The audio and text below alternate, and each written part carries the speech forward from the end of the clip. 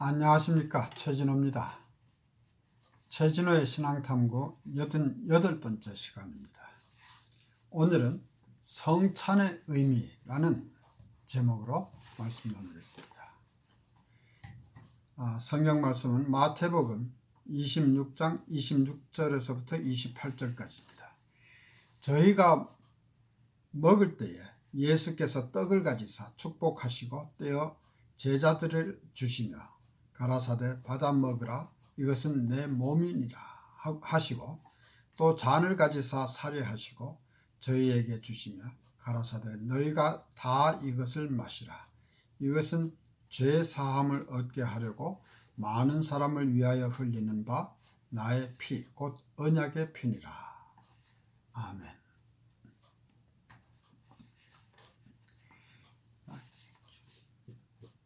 교회 생활을 하다 보면 성찬 예식에 참여하게 됩니다.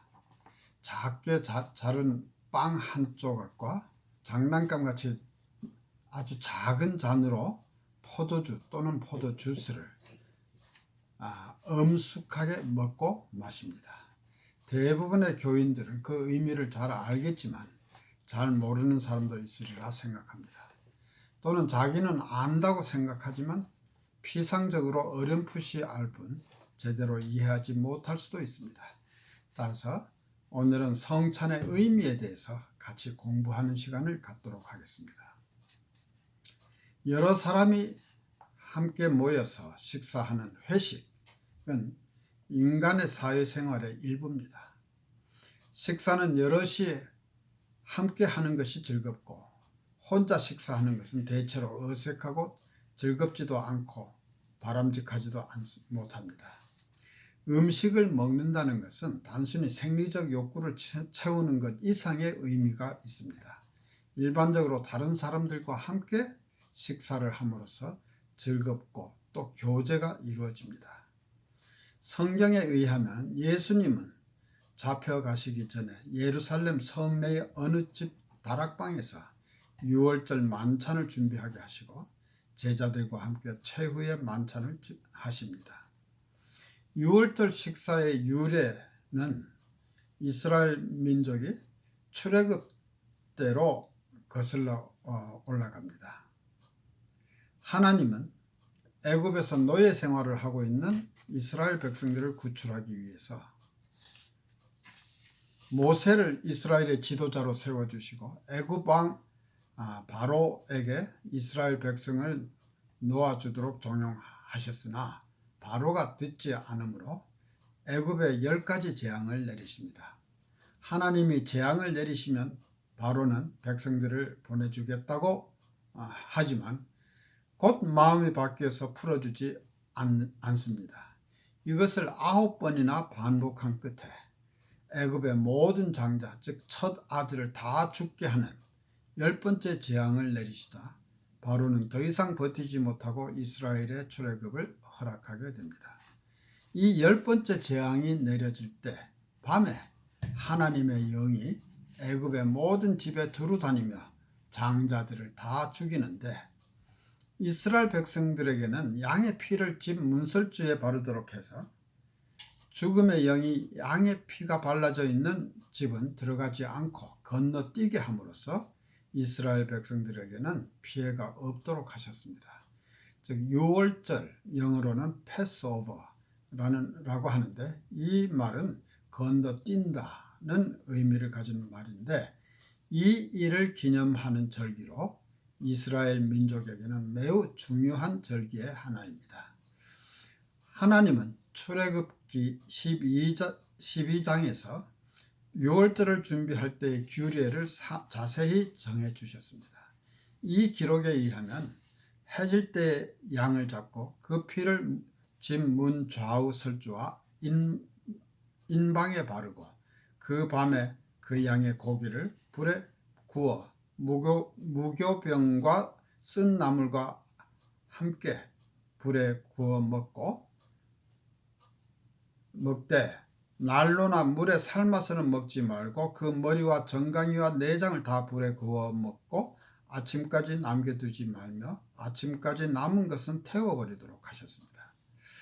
그리고 그것을 먹을 때는 허리에 띠를 띠고 발에 신을 신고 손에 지팡이를 잡고 급히 먹으라고 하였습니다. 먼 길을 떠날 준비를 갖춘 상태에서 먹도록 하신 것입니다. 이 일을 규례로 삼아 이스라엘 백성은 자손 대대로 영원히 지키도록 하였는데, 이후에 이 예식의 의미에 대해서 자녀들이 물으면 이는 여호와의 유월절 제사라, 여호와께서 애굽 사람을 치실 때에 애굽에 있는 이스라엘 자손의 집을 넘으사 우리의 집을 구원하셨다고 대답하라고 하셨습니다. 유월절의 의미는 이스라엘의 애굽에서의 노예 생활에서 해방되어 하나님의 택하신 백성으로 새로운 나라를 이루는 정체성의 확립이라는 중요한 의미가 있습니다. 그러나 예수님 이후에는 새롭고 더 큰 의미가 부여되는데, 단순히 애굽으로부터의 해방만이 아니라 죄와 죽음의 노예로부터의 해방을 의미하며 예레미야 31장에서 약속하신 새 언약을 예수님의 피로 세우신 것입니다. 예레미야 31장 31절에서부터 34절까지 해서 하나님은 나 여호와가 말하노라, 보라 날이 이르리니 내가 이스라엘 집과 유다 집에 새 언약을 세우리라.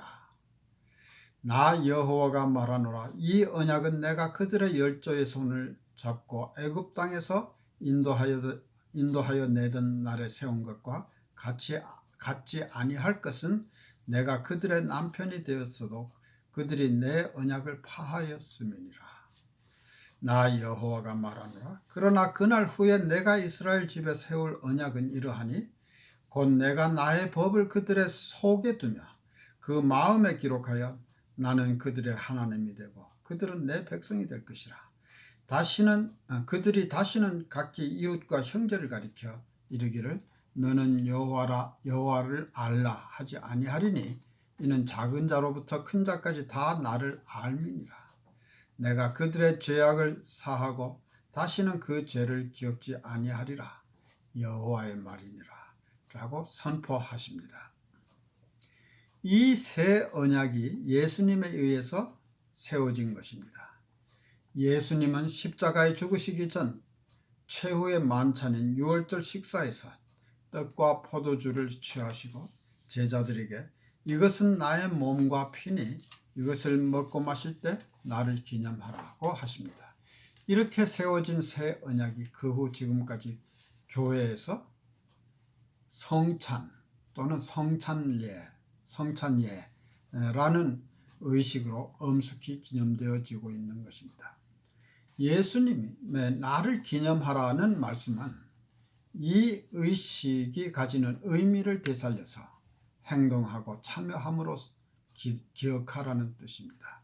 이 말씀은 머릿속으로만 기억을 되살려 묵상하는 것이 아니고, 이 경우에는 예수님께서 하셨고 지금도 하시며 또 앞으로 하실 일의 의미에 온전히 동참하는 것을 의미합니다. 그러면 무엇을 기념할 것인가? 즉 무엇을 기억할 것인가? 여러 가지를 생각할 수 있습니다. 우리는 그리스도의 희생적인 죽으심과 부활을 기억해야 할 것입니다. 그리고 나를 기념하라고 하시는 것을 생각한다면 완전한 하나님이신 동시에 완전한 인간이신 예수님의 성육신을 기념해야 할 것입니다. 뿐만 아니라 하나님이 세상을 창조하신 목적과 아브라함과의 약속으로부터 총체적인 하나님의 구원의 역사와 장차 있을 천국의 완성을 생각할 수 있습니다. 그러나 이 밖에 우리가 정말 기억해야 할 것은 예수님의 희생을 통해서 우리가 하나님과 하나가 되는 것입니다. 우리가 성찬에 참여할 때에 성찬이 상징하는 것을 이해할 필요가 있습니다. 요한복음 6장 51절에서 예수님이 나는 하늘로서 내려온 산떡이니 사람이 이 떡을 먹으면 영생하리라. 나의 줄 떡은 곧 세상의 생명을 위한 내 살이로라 하시자, 유대인들이 서로 다투어 가로되 이 사람이 어찌 능히 제사를 우리에게 주어 먹게 하겠느냐고 합니다. 예수님은 그러나 53절에서부터 58절까지에서 내가 진실로 진실로 너희에게 이르노니 인자의 살을 먹지 아니하고 인자의 피를 마시지 아니하면 너희 속에 생명이 없느니라. 내 살을 먹고 내 피를 마시는 자는 영생을 가졌고 마지막 날에 내가 그를 살리리니 내 살은 참된 양식이요 내 피는 참된 음료로다. 내 살을 먹고 내 피를 마시는 자는 내 안에 거하고 나도 그 안에 거하나니 살아계신 아버지께서 나를 보내시며 내가 아버지로 인하여 사는 것 같이 나를 먹는 그 사람도 나로 인하여 살리라. 이것이 하늘로서 내려온 떡이니 조상들이 먹고도 죽은 그것과 같지 아니하여 이 떡을 먹는 자는 영원히 살리라고 하셨습니다. 예수님의 살과 피를 상징하는 성찬에 참여하는 자는 성부 하나님이 예수님을 보내셔서 예수님의 아버지로 성부 하나님으로 인하여 사는 것 같이 이 사람도 우리도 예수님으로 인하여 살 것이라고 하십니다. 이 말씀을 좀 더 쉽게 풀이한다면 성부 하나님과 예수님이 일체이듯이 성찬에 참여하는 사람도 예수님과 일체가 된다는 말로 이해할 수 있습니다. 예수님이 우리 안에, 우리가 예수님 안에 있게 되는 것입니다. 출애굽기에 유월절 양을 잡는 일에 관한 규례에는 피는 구속을 위해서 문설주에 바르고 고기는 남기지 말고 다 먹어야 하되 뼈를 꺾지 말아야 한다는 내용이 포함됩니다. 예수님도 십자가에서 죽으신 후 뼈가 꺾이지 않으신 것은 유월절 희생양의 상징성을 나타내는 것으로 인식이 됩니다. 요한복음 19장에는 십자가형을 당한 죄수에게는 죽었다는 것을 확인하기 위해서 뼈를 꺾는 것이 관례였던 것 같습니다. 그러나 예수님의 경우에는 한눈에 죽으신 것이 확실하므로 뼈를 꺾지 않고 한 군병이 창으로 옆구리를 찌르니 곧 피와 물이 나오더라 라고 하였습니다. 그리고 19장 36절에서는 이 일이 이룬 것은 그 뼈가 하나도 꺾이지 아니하리라 한 성경을 응하게 하려 함이라고 밝히고 있습니다. 성찬의식에 참여하는 것은 그리스도의 몸된 교회의 구성원인 성도가 그리스도의 사역에 동참한다는 의미심장한 상징적인 행사입니다. 따라서 우리는 믿음으로 감사하는 마음으로 성찬에 임해야 합니다. 사도 바울은 고린도전서 11장 27절에서부터 29절까지 해서 그러므로 누구든지 주의 떡이나 잔을 합당치 않게 먹고 마시는 자는 주의 몸과 피를 범하는 죄가 있느니라. 사람이 자기를 살피고 그 후에야 이 떡을 먹고 이 잔을 마실지니 주의 몸을 분변치 못하고 먹고 마시는 자는 자기의 죄를 먹고 마시는 것이니라고 하였습니다. 그런데 많은 사람들이 나는 자격이 안 되므로 성찬에 참여할 수 없다고 생각합니다. 그런 기준이라면 자격이 있는 사람은 아무도 없습니다. 이것은 우리가 얼마나 의로운가의 문제가 아닙니다. 이것은 성찬의 떡과 포도주를 실제로 예수님의 살과 피라고 믿는가의 문제도 아닙니다. 고린도전서 11장 29절의 말씀의 해석에 따라서 많은 신학적인 오해가 있었다고 합니다. 캐톨릭에서는 예수님이 떡을 나의 몸이라고 하시고 포도주를 나의 피라고 하신 것을 가리켜 우리가 떡과 포도주를 먹고 마시지만 그것이 우리 목구멍으로 넘어가는 순간에 실제로 살과 피로 변한다고 주장합니다. 이것을 화채설이라고 하는데 좀 우스꽝스러운 얘기지만 아직도 캐톨릭의 공식적인 입장은 같은 주장을 하고 있다고 합니다. 그러나 그들이 정말로 그렇게 믿고 있는지는 별개의 문제입니다.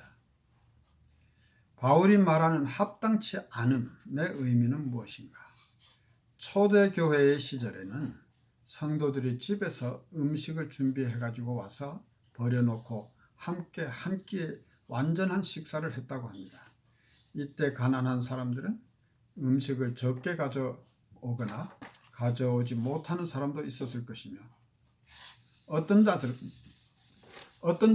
남의 생각은 하지 않고 먼저 너무 많이 먹어서 나중에는 음식이 모자라서 어떤 사람들, 주로 가난한 자들은 충분히 먹지 못해 시장한 채로 돌아갔다고 합니다. 이런 일은 특히 빈궁한 자들을 부끄럽게 하였습니다. 이에 대해서 바울은 고린도전서 11장 20절에서부터 22절까지 해서, 그런즉 너희가 함께 모여서 주의 만찬을 먹을 수 없으니 이는 먹을 때에 각각 자기의 만찬을 먼저 갖다 먹으므로 어떤 이는 시장하고 어떤 이는 취함이라. 너희가 먹고 마실 집이 없느냐? 너희가 하나님의 교회를 없이 여기고 빈궁한 자들을 부끄럽게 하느냐? 내가 너희에게 무슨 말을 하랴? 너희를 칭찬하랴? 이것으로 칭찬하지 않노라 라고 책망하기도 하였습니다. 교회에서 가장 중요한 덕목인 다른 사람에 대한 배려가 없었던 것입니다. 이것이 바로 합당치 않은 것이었습니다. 이 밖에도 교회 주위의 가난한 사람들 중에는 믿음은 없는데 성찬 때에는 교회에 가면 음식이 있으므로 이것을 먹기 위해서 교회에 오는 사람들도 있었다고 합니다. 이것도 합당치 않은 행위였을 것입니다. 고린도전서 11장 27절에서 언급한 몸과 피는 그리스도의 몸된 교회를 의미합니다. 단순히 떡과 포도주가 아닙니다. 중요한 것은 성찬의 의미를 인정하지 않으면서도 성찬에 참여하지 말라는 것입니다. 모든 사람이 합당한 방법으로 참여해야 합니다. 우리의 선함으로가 아니라 하나님의 선하심에 근거해서 담대하게 참여해야 하는 것입니다. 합당하게 참여하기 위해서는 나 자신을 돌아보아야 합니다. 교회에서만이 아니라 나의 일상생활에서 하나님의 말씀대로 살고자 하는 다짐이 필요한 것입니다. 결론적으로 성찬은 우리의 구주이신 왕의 위대하신 역사를 기념하는 매우 상징적인 의식을 통해서 하나님께서 우리를 위해서 하셨고 지금도 하고 계시며 앞으로도 하실 모든 일을 되새기며 기념하는 것입니다. 막연히 예배의 한 순서라고 생각해서는 안 됩니다. 기쁘게, 겸손하게, 담대하게, 감사하는 마음으로 공동체와 함께 정규적으로 먹고 마시며 참여하는 것입니다. 감사합니다.